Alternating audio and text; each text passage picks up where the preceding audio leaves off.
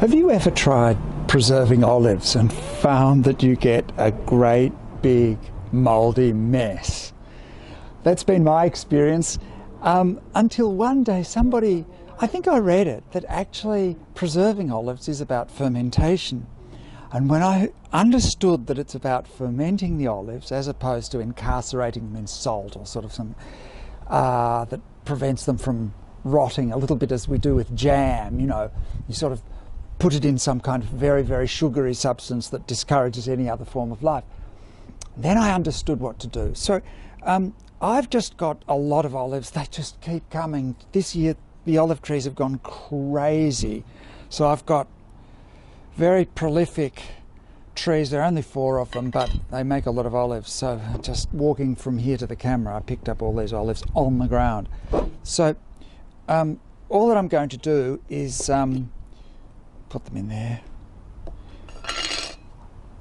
I have created brine, and the technical recommendations that I read suggested 10%, which is pretty strong brine. So you can do this with scales. I had a bottle that was 750 ml, and so I put in, you know, about 70 grams of salt, and swirled that around and made a brine.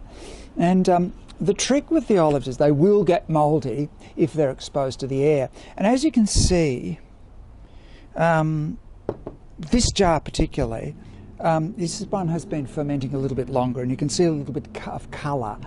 And the reason that you're seeing that colour at the bottom is just water at the bottom, because the olives have risen. The reason the olives rise is I think they probably might float on their own, but as they ferment, gases are produced somehow. They tend to rise. So this is a catastrophe for the olives at the top, because they're going to be exposed to air. So you can't really see that, but there's no liquid covering them. They've just popped up. So they're all like that. They're all exposed. They're going to go mouldy. So there's a very, very easy solution to this, and that is you have another jar. And keep that handy. And all that you need to do, this is so simple, is take the olives and pour them in. And that way, the ones at the top end up at the bottom, and the ones at the bottom end up at the top. So how Christian is that? So there they are. I might just push them down a little bit. I don't think you need to be precious about fermentation. The thing is, the brine is will kill all forms of life except the lactobacillus that are going to ferment your olives. So we'll do exactly the same to this one. You can see I only need 1 jar, and I just keep recycling that. And there they go. They're very happy in there. I've got a new life, and those ones at the top, they'll last a day. So if I do this every day, maybe twice a day, they won't go mouldy, because there's enough salt around these olives to protect them on a 24-hour cycle. So, because they're still in a kind of salty brew at that rate, and any mould that has been festering on that upper layer will be killed. It works, trust me.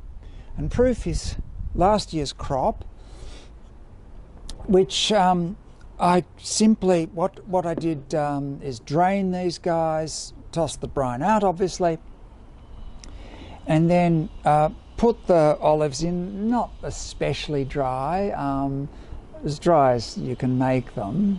It's hard to do. Put them back in a jar, dry jar preferably, and fill that up with oil. It can be any oil. It doesn't have to be olive oil.